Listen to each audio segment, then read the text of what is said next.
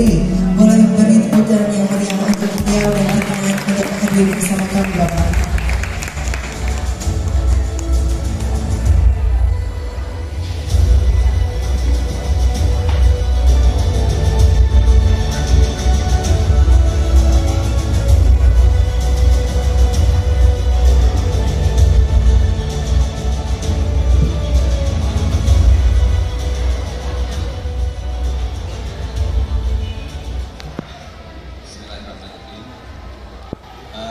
Yang saya hormati Ibu Kepala SMP Negeri 1 Wonogiri, Ibu Sri Nuryati, Kepala Dinas Pendidikan dan Kebudayaan Wonogiri, Ibu Nur Santri. Tadi juga ada perwakilan dari komite sekolah ya, dari Pak Kusrio dan Ibu, dan dari Bapak Ibu Purnawirawan yang dulu mengajar saya pada saat saya menempuh sekolah di sini. Saya nggak tahu yang ini, nggak terlalu hafal, mohon maaf, tapi boleh mohon izin saya absen ya Pak. Kalau dulu Bapak yang absen, saya sekarang gantian. Nggak tahu yang ada 10 nih daftarnya di sini, mungkin Pak Maridi izin, Pak Kemaidi, Sugerawo, Pak Kemaidi, Pak Dali Prawoto, Pak Dali, Pak Dali, Pak Sarnoko, Sugerawo, Ibu Multiwiningsih.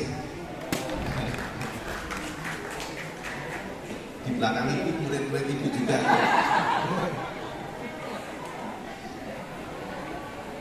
Pak Sutoro Hadi, Jin, Pak Dudi, terima kasih, Ibu Sri Haryati, Ibu atur suwun, Bu Mariani, izin. Juga hadir di sini teman-teman angkatan saya, angkatan 80. Oh Pak Suryo, Manglik Pak Suryo dulu waktu ngajar saya masih muda, tapi kelihatan masih boys Pak. Karena gitu Pak Suryo, mohon maaf. Oh Pak Suryo Suprapto nih, maaf tinggalan. Juga teman-teman, kalau ini agak hafal saya, Keli, Mbak Yayu, Mas Joko, Mas Teguh, Mas Joko juga kan ya, Joko Widodo itu kan bukan presiden dia, Joko Widodo yang bukan presiden. Sebelahnya siapa? Priyatno, kok puru saya ini. PLN ya. Mbak Ibu Menteri Keuangan Sri Mulyani, juga adik-adik sekalian, adik-adik atau anak-anak ya, anak-anak SMP Negeri 1, adik-adik lah, karena junior saya adik-adik SMP, baik yang nanti menerima bantuan beasiswa maupun adik-adik yang ikut acara ini.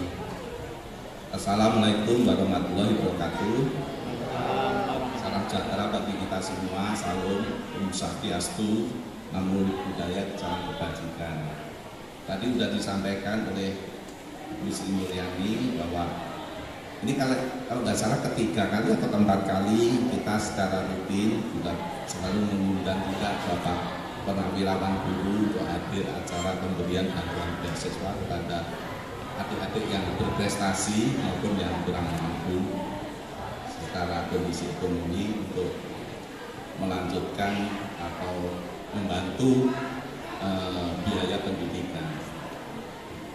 Karena kita dari sisi ini betulnya ini program LPS berbagi untuk negeri tadi ya, ada program istilahnya itu corporate social responsibility bagi bantuan sosial kemasyarakatan dari lembaga penjamin simpanan kepada berbagai kalangan.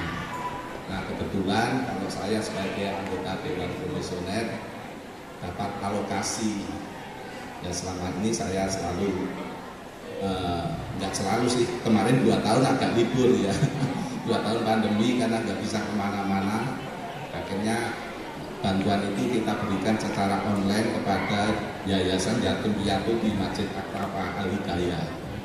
Itu untuk membantu anak-anak yatim piatu yang dikelola oleh Yayasan Al-Hidayah maupun Yayasan Muhammadiyah di Kabupaten Wonogiri.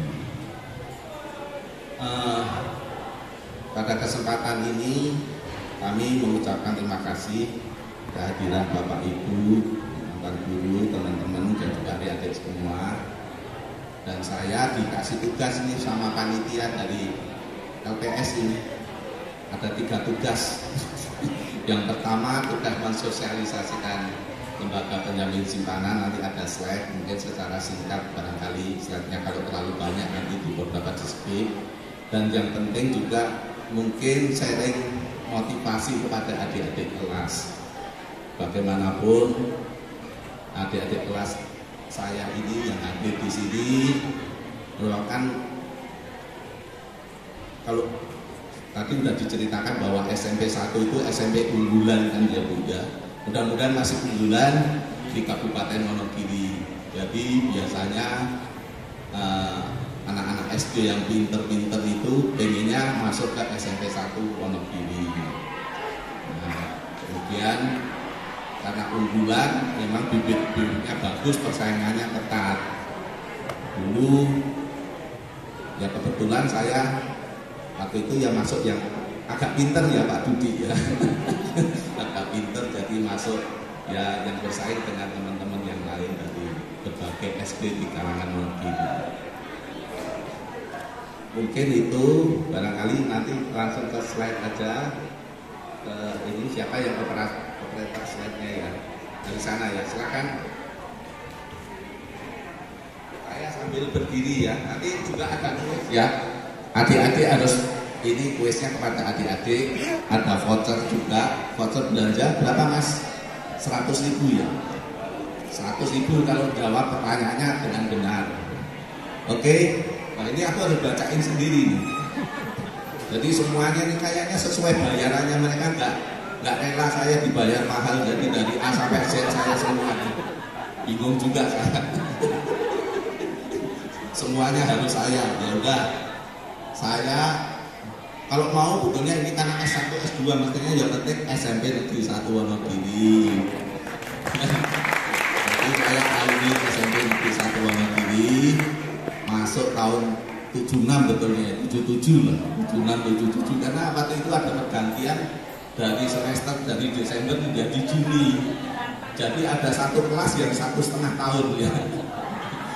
Jadi lulus tahun 80. Kemudian saya melanjutkan SMA-nya di SMA Negeri 3 Surakarta. Ya karena masuk saya waktu pintar tadi ya Pak ya. Saya pengennya masuknya SMA favorit di Solo. Waktu itu SMA favoritnya kalau nggak salah SMA 1 Solo sama SMA 3 Solo. Jadi saya ke sana.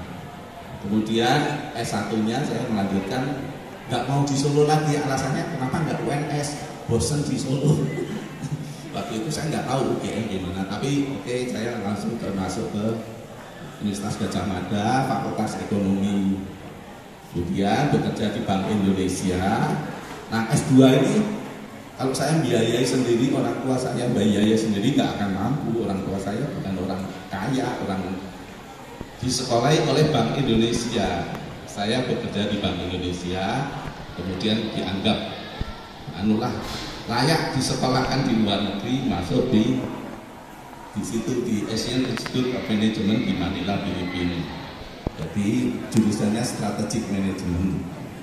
Nah, kalau bekerjanya mulai dari bawah, kalau bacanya nih dari Bank Duta, kemudian di Bank Indonesia, mungkin nggak usah saya sebutkan lebih dari 92 sampai ke 2009, dari berbagai terutama di core functionnya itu saya di perbankan, mulai dari pemeriksa, analis, pengawas, kemudian pengaturan penelitian perbankan sampai ke perizinan juga.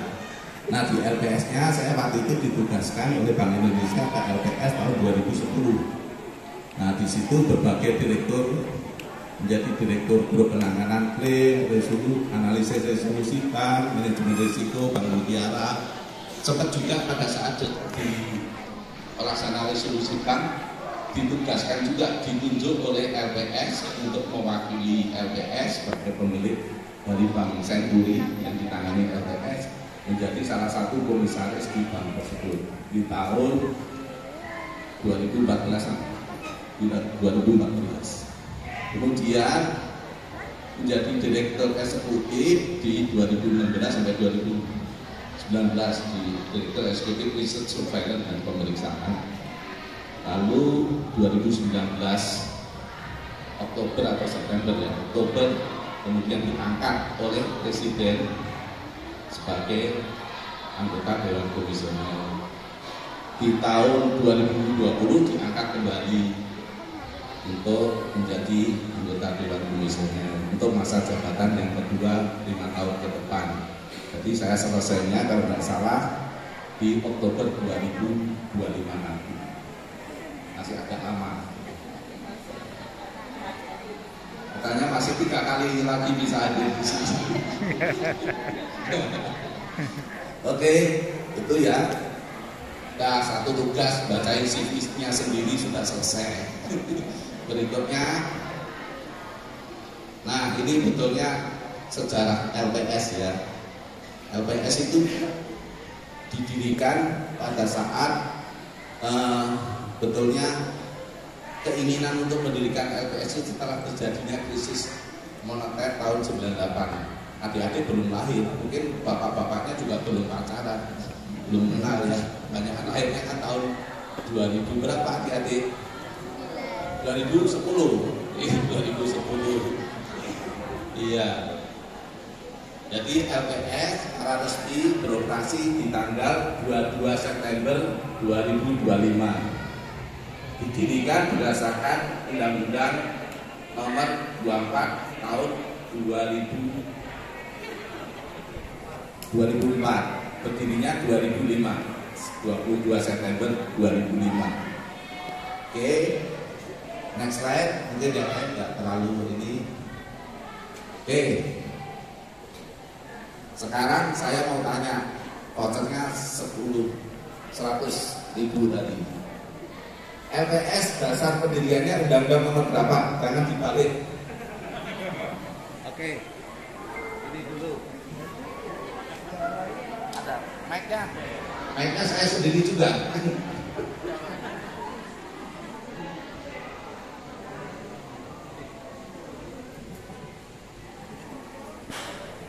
LPS resmi didirikan pada 2004 sesuai dengan UU Nomor 24 Tahun 2004. Nah, kasih status. Ayo siap-siap. Tanggal berdirinya LPS.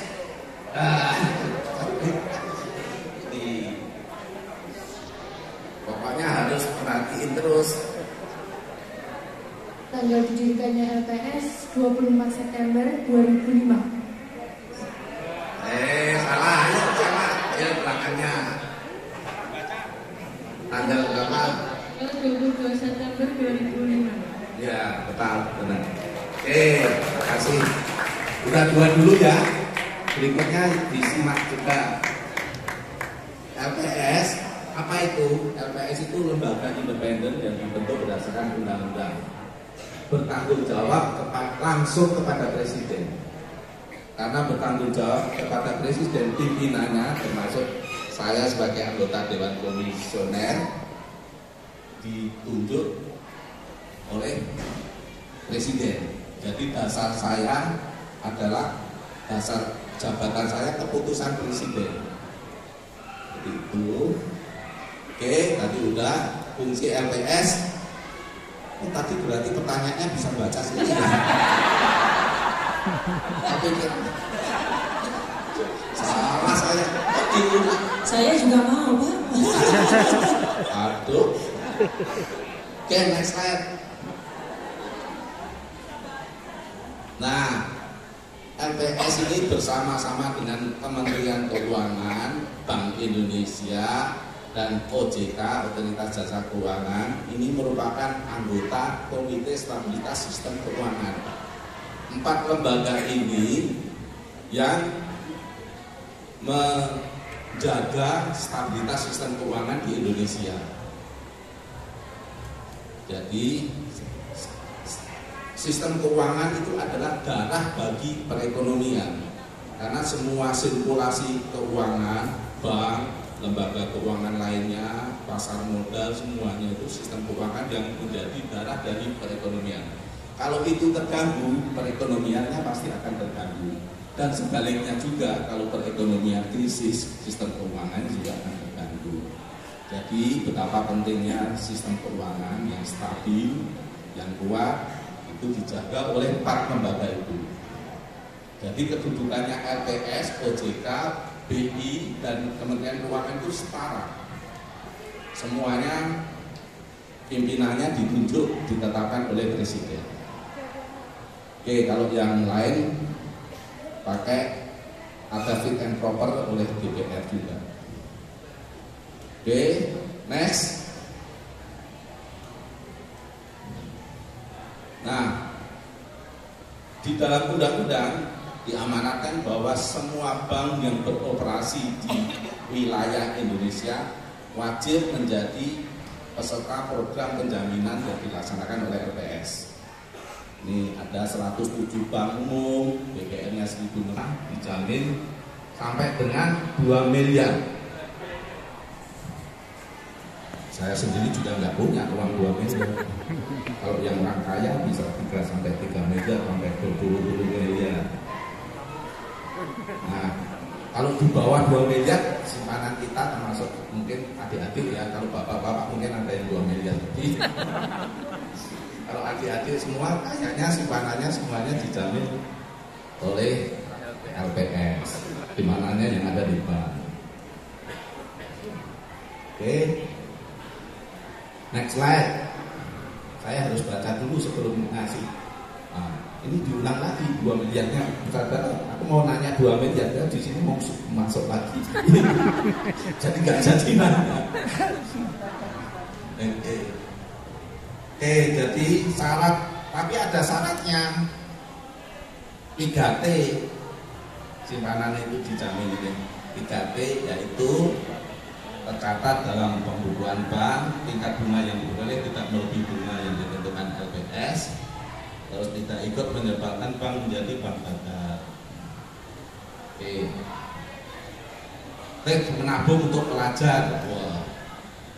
Adik-adik yang punya tabungan siapa? Ada yang nggak punya? Nanti kalau dapat beasiswa kan harus buka rekening tabungan kan jadi ya. Karena dananya ditransferkan ya. Jadi yang pertama adalah kenapa sih kita menabung? Ada tujuan menabung siapa? Ayo, siapa mau jawab?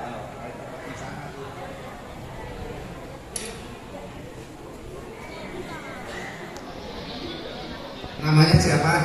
Perkenalkan, nama saya Yuta Sarya Valentara, kelas 9A. Tujuan saya menabung adalah untuk sebagai bekal di masa yang akan datang. Bekal apa? Uang perjalanan, uang saku, uang makan? Bekal misalnya dalam pendidikan atau dalam kehidupan sehari-hari kita. Banyak. Oke, kasih, yuk kasih.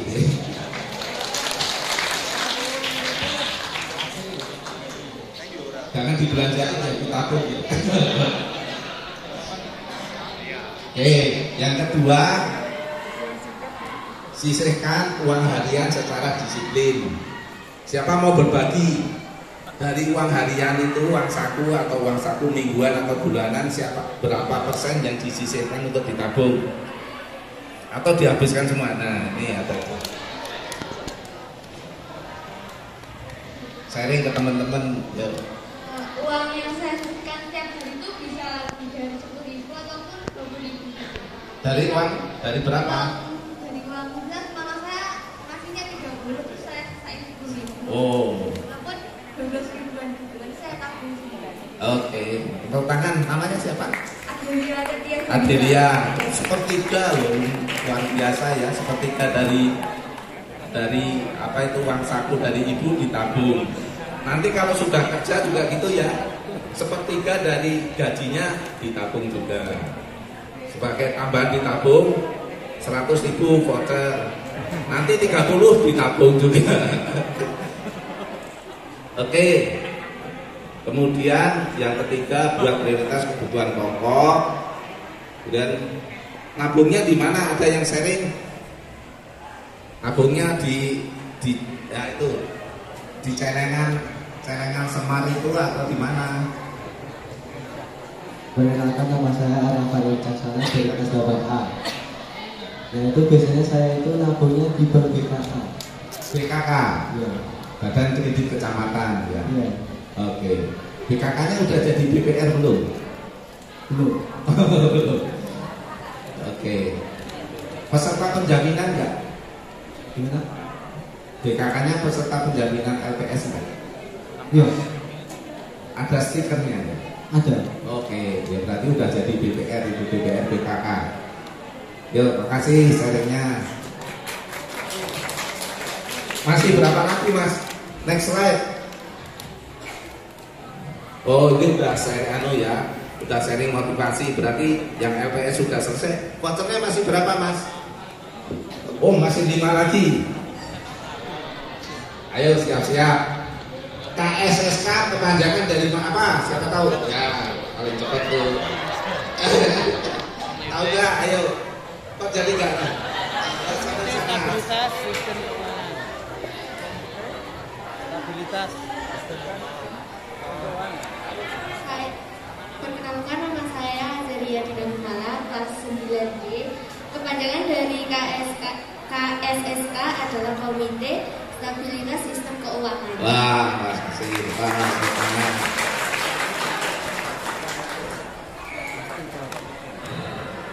Ada 4 anggota KSSK.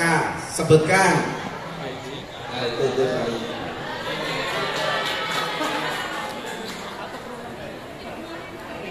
Nama saya Agung Prasetya, anggota KSSK yaitu OJK, LPS, Bank Indonesia, dan Kementerian Keuangan. Wow, betul.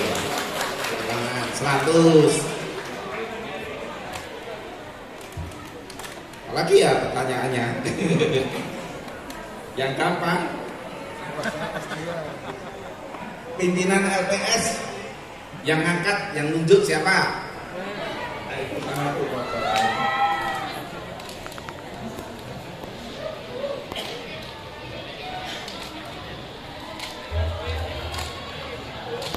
Yang mengangkat presiden.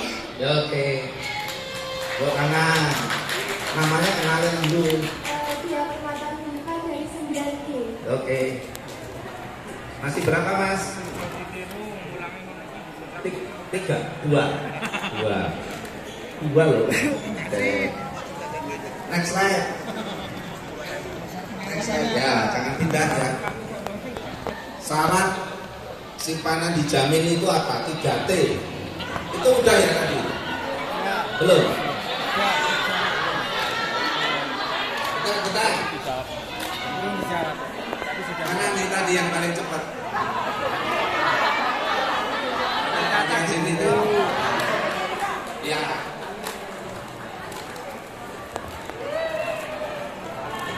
Nama saya Awan Kusuma Wardana dari kelas 9A. Jadi syarat-syaratnya ada 3, yaitu tercatat pembukuan bank, tingkat bunga tidak melebihi bunga ketentuan LPS, dan tidak ikut menyebabkan bank menjadi gagal. Nah, tinggal 1 ya, yang terakhir ya.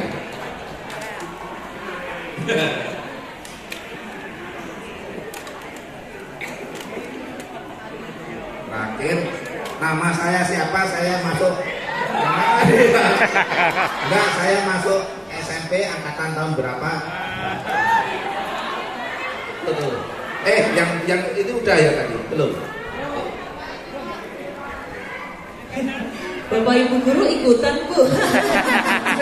Ikutan jejari. Jadi perkenalkan nama saya Nisa Cincin Loka Wijaya dari kelas 8D. Jadi Bapak itu angkatan tahun 76. Lulusannya tahun 80. Namanya? Namanya Pak Didik Maimarung.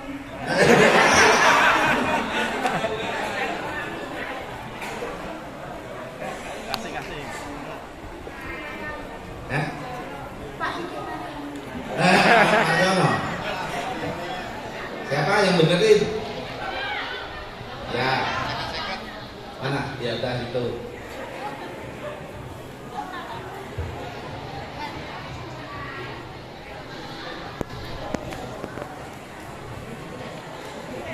Namanya Pak Cici Maji. Oke, angkatan?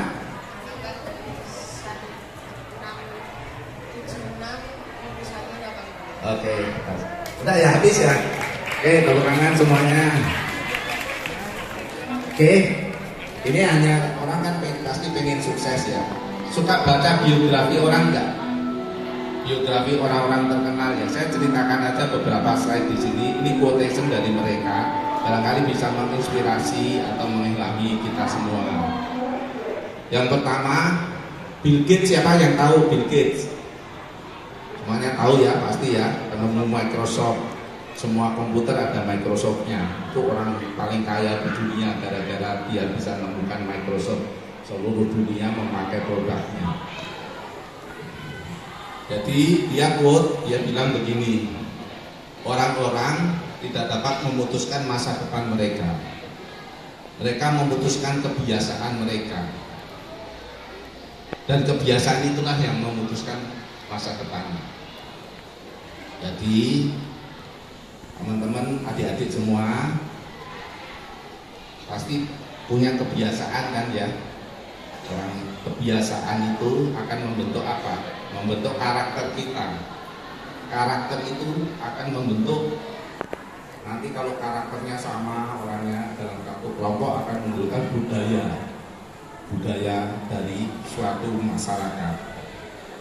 Nah, betulnya yang menentukan sukses atau tidak orang itu bukan karena hanya pintar aja, bukan hanya karena orang tuanya orang yang kaya sekali, enggak.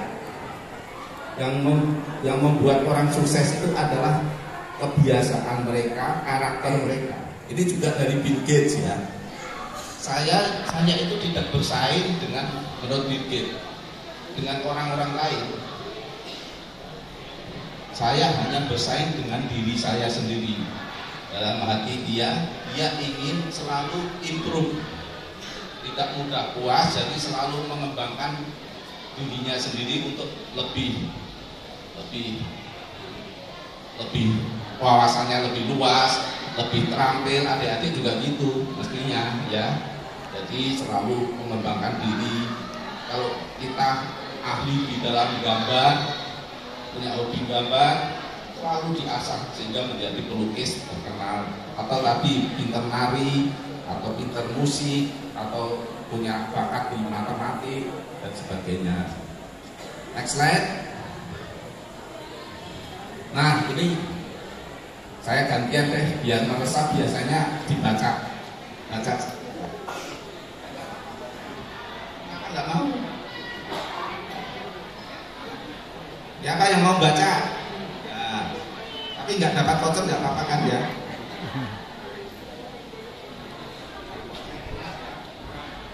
Jack Ma, pendiri dan mantan CEO Alibaba Group, orang terkaya ke-26 di dunia. Forbes 2021. Jack Ma berkata bahwa saya gagal tes sekolah dasar 2 kali. Saya juga gagal pada sekolah menengah saya. Selama 3 tahun, saya terus berusaha dan gagal di universitas. Saya melamar pekerjaan 30 kali dan semuanya ditolak, termasuk KFC. Dari 24 pelamar, 23 diterima dan saya satu-satunya yang ditolak. Saya mendaftar Harvard dan ditolak 10 kali. Lalu, saya pikir kita harus terbiasa dengan penolakan. Yang terpenting jangan pernah menyerah. Tepuk tangan ya, dan adik kita, tolong diresatin ya, bahwa mungkin adik-adik juga ini pengalaman pribadi menganggap karir saya itu lancar, enggak juga. Saya berkali-kali gagal. Pernah dulu saya ceritakan di sini waktu di Bank Indonesia gagal naik pangkat itu sampai 5 kali, 3 kali, bahkan totalnya 8 kali. Betulnya perbedaan antara orang sukses dengan yang lainnya adalah bukan karena kurangnya kekuatan atau kurang pengetahuan, tetapi lebih karena kurang kemauan, willingness, niat. Tadi begitu gagal sekali sudah langsung patah arang, nggak semangat, menyerah, nggak mau lagi untuk mencoba. Nggak boleh begitu kan ya? Setuju nggak? Gitu ya. Jadi yang penting bukan karena masalah pinter atau enggak, nanti nomor sekian gitu. Yang penting kemauan, tahan uji, tidak mudah menyerah. Next slide. Nah, siapa pengen baca gantian sebelah sini? Ya, oke, silakan bacain ya.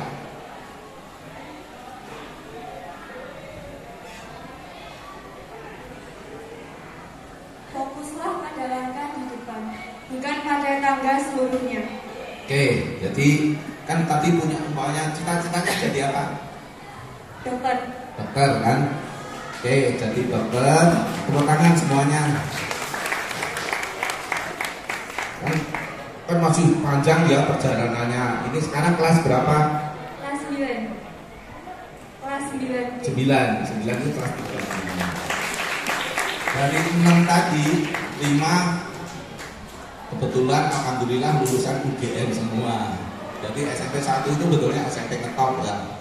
Jadi dari 6 semuanya SMP 1. Dari 6 bisa melanjutkan diterima di Universitas Gadjah Mada. Dari 6 tadi ada 1 yang ditunjuk jadi komisioner oleh presiden.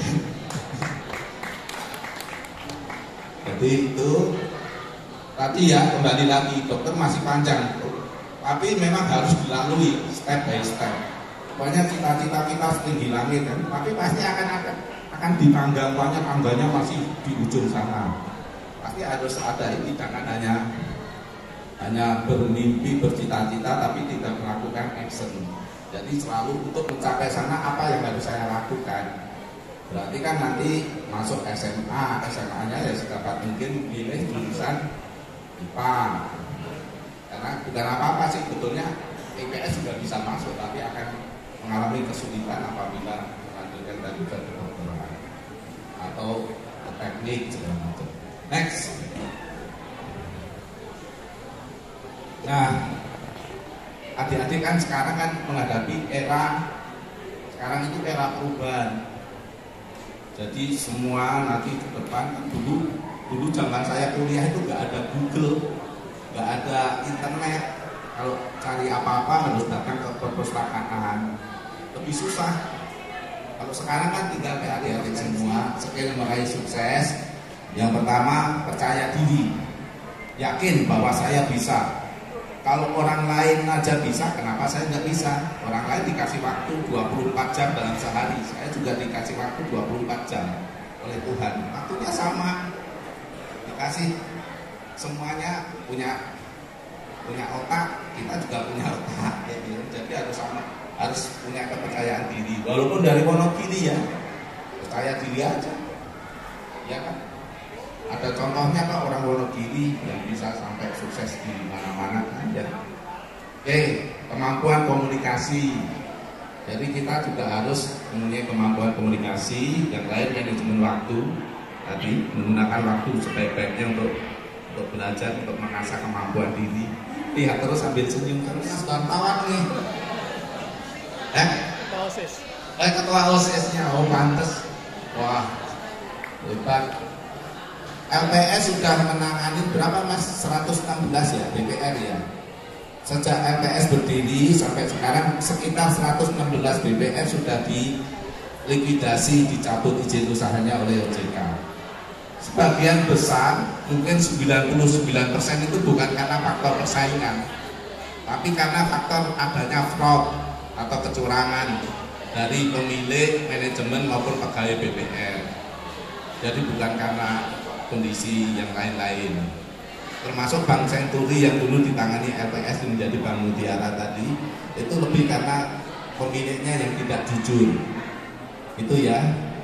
Kemudian apakah pandemi COVID ini 2,5 tahun, tapi sudah sampai 14.000, 13.000, lebih dari 10.000. 10.000 pun umpamanya harga itu ditetapkan oleh pemerintah, itu juga masih ada subsidinya. Karena harganya bisa ke 13 sampai 14.000. Oke, barangkali itu ya satu pertanyaan diwakili kan Pak OSIS sudah mewakili pertanyaan adik-adik semua. Saya akhiri. Mau bertanya apa Pak? Pak Guru boleh ya? Oke, silakan.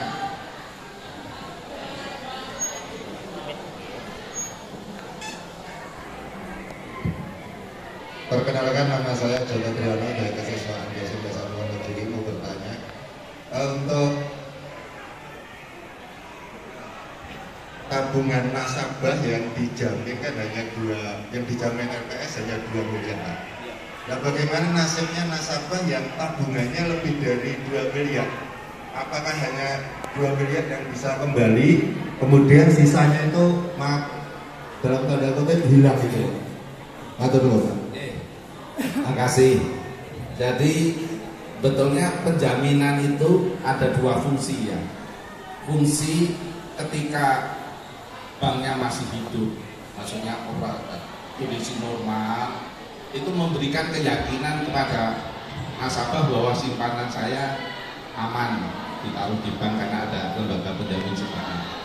Walaupun memang LPS nggak akan bayar sebelum banknya bangkrut, tapi rasa aman itu kan kayak kita mengasuransikan mobil kita ya.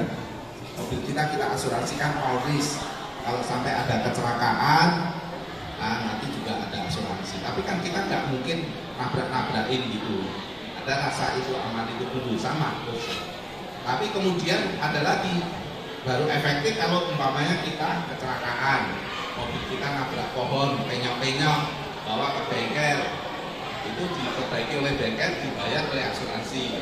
All-risk kita mungkin 200.000. Dari biaya keseluruhan kala-kala 10 juta ya kita cuma bayar 200.000, sisanya dibayar oleh asuransi.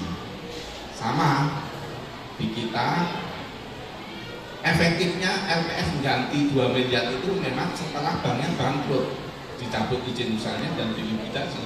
Kalau belum bangkrut, belum itu ya banknya yang bertanggung jawab terhadap pembayaran. Nah, pertanyaannya kan yang dijamin hanya 2 miliar. Kalau di atas bagaimana? Apakah hilang? Belum tentu juga. Karena bank ini kan dia punya di satu sisi punya menghimpun dana simpanan, tapi di sisi lain memberikan kredit kepada debitur. Nah, ini tumbuh atau diberikan gedung atau segala macam aset-aset aktiva tetap. Nah, yang 2 miliar ini dibayar oleh LPS dulu. Yang di atas 2 miliar tunggu pencairan aset dari bank yang dilikuidasi tadi. Ya kemungkinan besar ya kalau mau jujur ya kemungkinan nggak bisa balik seluruhnya, karena kalau balik seluruhnya kan berarti banknya bagus, aset sama kewajibannya lebih besar aset. Kalau bank bermasalah biasanya antara kewajiban sama asetnya lebih besar kewajibannya. Itu ya. Pertanyaannya kenapa hanya 2 miliar? LPS didirikan itu lebih untuk menjamin nasabah kecil, masyarakat kecil. Kalau korporasi yang simpanannya 100 miliar ini kan dia bukan nasabah kecil lagi, dan dia punya kemampuan untuk menganalisa bank. Direktur keuangannya atau analis di perusahaan itu dia tahu kondisi banknya, dia akan milih banknya, risikonya mereka akan tahu. Biasanya kalau banknya kasih bunga tinggi, mungkin nggak seaman bank yang kasih bunga rendah. Nah, semuanya ada risikonya masing-masing. Itu ya Bapak Guru. Oke, barangkali Saya sudah terlalu lama barangkali ya. Sudah sesuai bayarannya Mas Tony ya. Sesuai gaji saya. Jadi semuanya saya dari A sampai Z. Terima kasih. Assalamualaikum warahmatullahi wabarakatuh. Waalaikumsalam warahmatullahi wabarakatuh. Boleh beri tepuk tangan yang meriah untuk Bapak Diki Nadia.